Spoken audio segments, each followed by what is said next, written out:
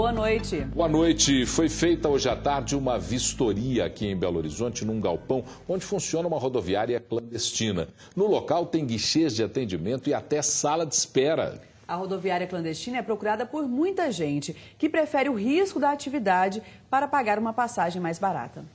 O endereço é ousado, Avenida Antônio Carlos, 719, na Lagoinha, a apenas 400 metros do Departamento de Investigações e a 1 quilômetro da rodoviária. Do local onde funciona uma rodoviária clandestina, saem diariamente ônibus irregulares para cidades do Vale do Rio Doce, norte de Minas, Mucuri e Jequitinhonha. Segundo o DR, a frota da empresa é de cerca de 20 veículos. As passagens são vendidas em média 40% mais baratas. Ayrton vai para Almenara. A gente compra a passagem Terminal JK, ué.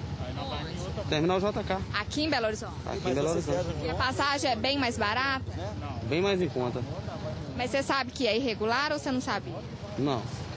Que eu saiba, não. Para o Departamento de Estradas de Rodagens, é em Almenara, no Vale do Jequitinhonha, que os passageiros são aliciados. Então, Belo Horizonte era destino desses habitantes dessas cidades.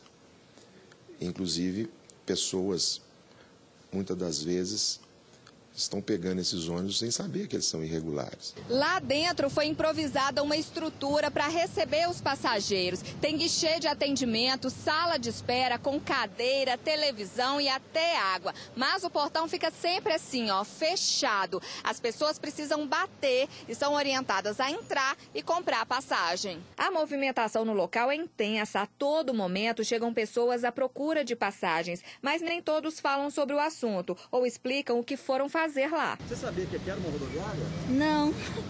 Não. Você sabe o que funciona lá dentro? Também não. Não O que você veio fazer aqui?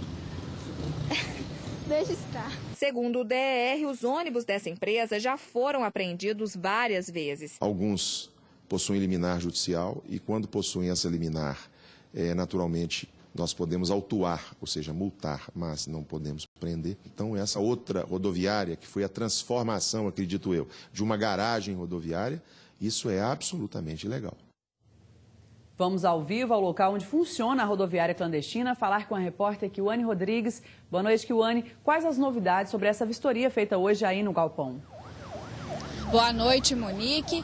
A vistoria ficou constatado durante essa vistoria que a empresa não tem alvará de funcionamento e nem de localização. Segundo a prefeitura, eles também foram multados pelo funcionamento irregular de um lava-jato e um posto de abastecimento. E a nossa equipe esteve aqui durante toda a tarde e foi possível perceber muita movimentação de funcionários. Em alguns momentos, eles abordavam passageiros e supostamente os encaminhavam para um outro local.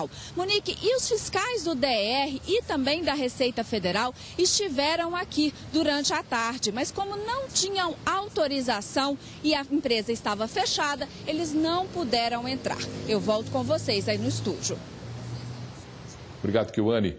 Operações de transporte clandestino de cargas e passageiros são conhecidas há muito tempo aqui em Belo Horizonte, desde os aliciadores na entrada da rodoviária até os terminais piratas. Agora, o que assusta é o fato de que o cidadão sabe dos locais e utiliza os serviços sem que o poder público faça algo ou faça somente após a denúncia pela imprensa. Um foragido da Justiça tentou escapar de uma blitz, mas acabou sendo preso. Foi no anel rodoviário, no Betânia, em BH. De acordo com a Polícia Militar Rodoviária, o homem de 30 anos foi pego ao tentar fugir da fiscalização. Ainda segundo os militares, o homem era procurado por formação de quadrilha, roubo e sequestro. O suspeito tinha fugido da penitenciária José Maria Alquimim, de Ribeirão das Neves. Ele foi levado para a delegacia. E foi adiada a primeira instrução para o julgamento do ex-bancário, Pedro Meyer, de 55 anos. Ele ficou conhecido como maníaco do Anchieta por abusar sexualmente de jovens durante a década de 90 em Belo Horizonte e em Contagem. Foi adiado para o dia 22 de janeiro a primeira audiência de instrução para o julgamento de Pedro Meyer, acusado de ser o maníaco do Anchieta. A defesa alegou que o IML não enviou a tempo um laudo sobre a sanidade mental do acusado. O advogado de Pedro Meyer também afirmou que vai contestar o reconhecimento feito por 16 mulheres que foram vítimas do estuprador. As pessoas reconheceram Pedro com base numa semelhança física com 2 notórios estupradores que foram condenados, inclusive em segunda instância, que agiram na década de 90. Eu vou mostrar para vocês, vou mostrar para o juiz que o Pedro não possuía essas características na época do fato. A maioria dos crimes pelos quais Pedro Meyer responde ocorreu na década de 90. Por isso, 10 denúncias já prescreveram e foram arquivadas.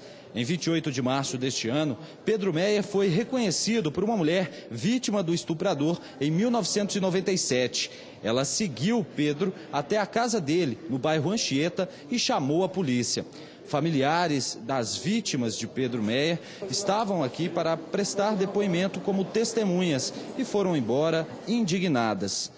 Eu tenho 15 anos de ansiedade, mas agora minha filha fica aqui esperando esse tumulto todo para simplesmente falar que está esperando a testagem de sanidade mental. Ele não é louco, ele sabia muito bem o que ele estava fazendo.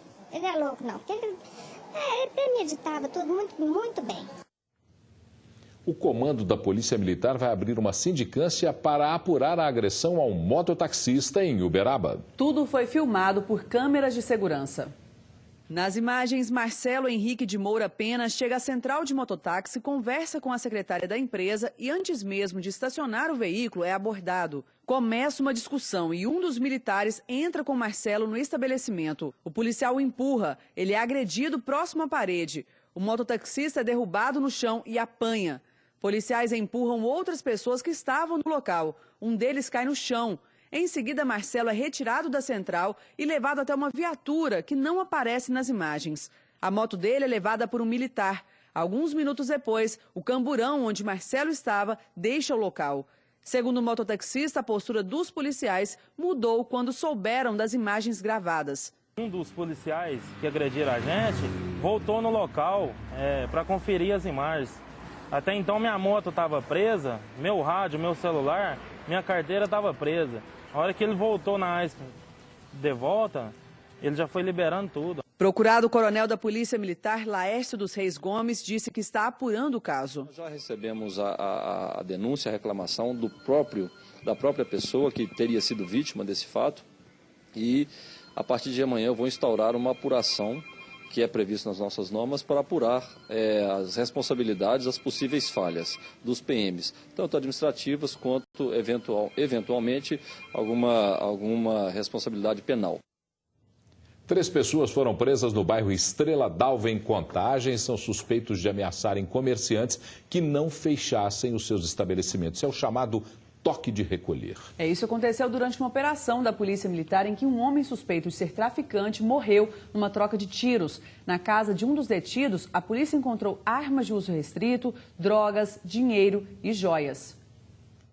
Foram localizadas 3 armas de uso restrito, uma .40 e 2 de fabricação israelense. A droga estava escondida em um dos quartos. Aproximadamente 10 quilos de maconha, 150 pedras de crack, 3 balanças, um alicate usado para cortar correntes e cadeados, dinheiro, relógio e joias avaliados em R$15 mil. Dos autores presos estavam Rogério Lopes Pinto, de 30 anos, apontado pela polícia como um dos autores responsáveis à explosão de caixas eletrônicos. Já Poliana Beatriz, de 20 anos, e Luana Beatriz, de 23, foram presas por estarem intimidando os comerciantes do bairro. Segundo a Polícia Militar, foram os próprios moradores que fizeram a denúncia. Com a chegada das guarnições, o indivíduo que fazia a segurança do local recebeu uma das nossas guarnições a tiros. Esse indivíduo ele foi perseguido, durante todo o trajeto ele continuava atirando nos militares, em dado momento ele foi atingido e posteriormente foi socorrido, deu entrada no hospital sem vida. Hoje o comércio funcionou normalmente no Estrela d'Alva, em Contagem. Jovens e crianças do bairro pediram paz. 1, 2, 3, Crianças e adolescentes do bairro Estrela d'Alva envolvidos em projetos como o grafite. O projeto Trilhas da Paz reforçou as atividades nesta quinta-feira. A proposta é uma resposta da comunidade à violência e ao tráfico de drogas. De acordo com a coordenadora Cristina Gouveia, a ideia é afastar os jovens da criminalidade. Com certeza, é uma forma de colocá-los numa condição de serem vistos de outra forma e com isso a construção da cultura de paz fica facilitada. A seguir, conheça dados alarmantes sobre a relação dos jovens e as bebidas. E o temporal que inundou ruas e arrastou carros em uma cidade mineira. Vamos ver imagens desse trânsito congestionado na Avenida Antônio Carlos, na Lagoinha, sentido centro. Agora são 7h01. Nós voltamos em instantes. Jornal Band Minas.